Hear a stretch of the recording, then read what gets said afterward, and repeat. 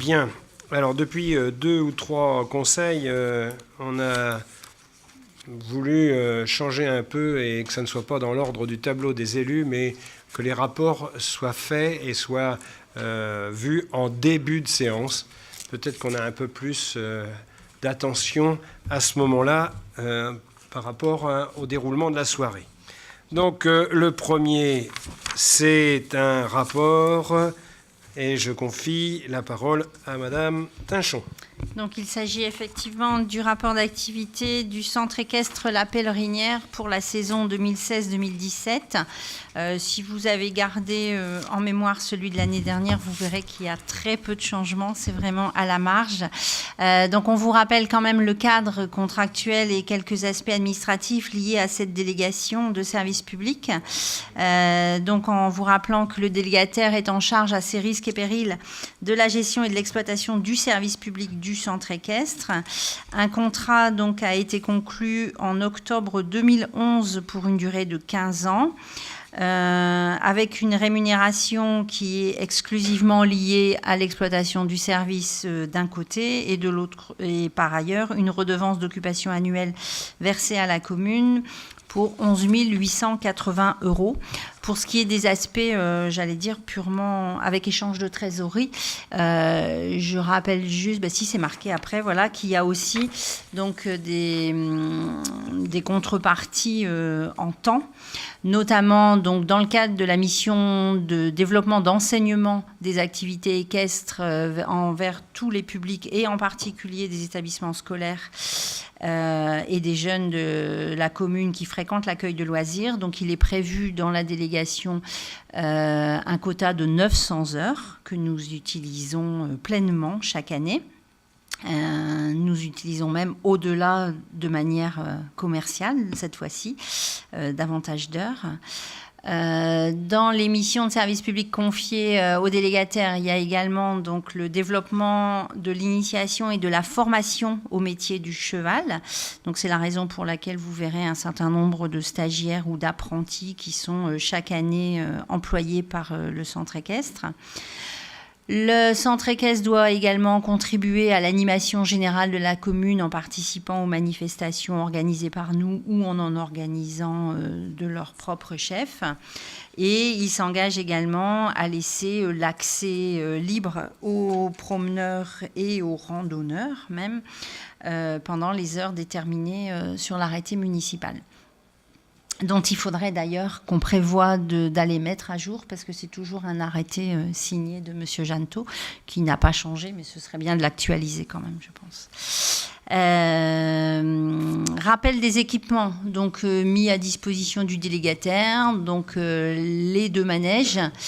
Le premier donc, pour les chevaux et le deuxième qui a été à l'origine de la mise en place de cette délégation, puisque donc, c'est le délégataire qui l'a construit, qui a souscrit l'emprunt, etc.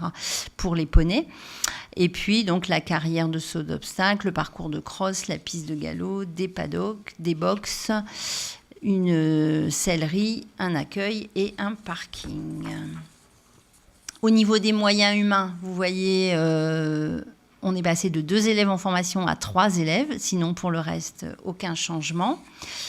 Au niveau des activités, je pense que c'est également la même chose d'une année sur l'autre. C'est les activités récurrentes, donc l'initiation à la compétition et des stages pendant les vacances, des séances d'équitation scolaire et des accueils pendant le temps périscolaire, donc l'un étant dans les 900 heures gratuites, l'autre faisant l'objet d'une facturation payante, des séances de découverte, les participations au concours.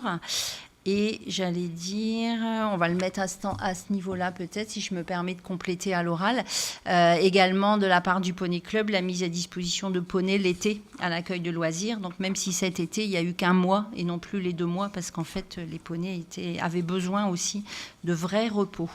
Parce qu'en fait, le contact des enfants, c'est pas vraiment du repos pour eux. Donc, ils ont été mis au prêt pendant le mois d'août et ils ont été mis à disposition uniquement au mois de juillet cette année. En ce qui concerne le centre équestre, donc l'instruction du niveau débutant à confirmer avec les passages de galop, des organisations de stages pendant les vacances, la participation à des compétitions, Et également des conventions avec l'École supérieure de commerce, la Cato et l'université. Enfin, donc ça c'est pour ce qui est de la société anonyme qui porte les activités plus commerciales. Et il y a aussi une association donc, qui est sous-jacente à cette organisation qui a organisé, donc, comme chaque année, une journée citoyenne, on va dire. Mais ils le font en interne chez eux pour embellir, entretenir et nettoyer leur centre. Ils participent chaque année à un championnat, le championnat de dressage. Ils ont participé également au championnat de France. Ils ont organisé des concours, la fête du club et un certain nombre de soirées.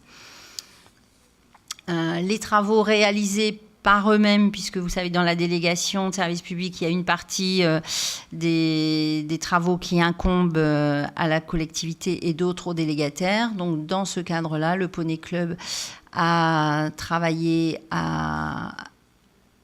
J'allais dire refaire, oui, le verbe qui va avec réflexion, c'est refaire les entrées de paddock, excusez-moi.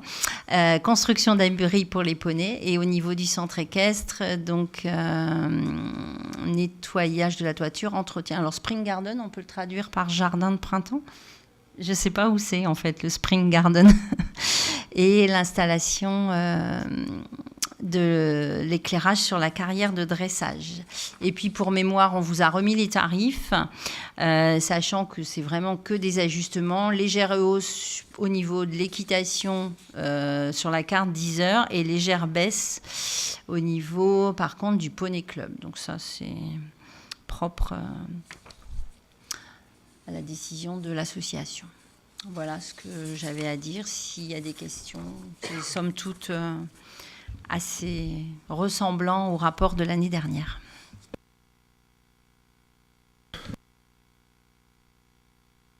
Est-ce qu'il y a des commentaires, des questions?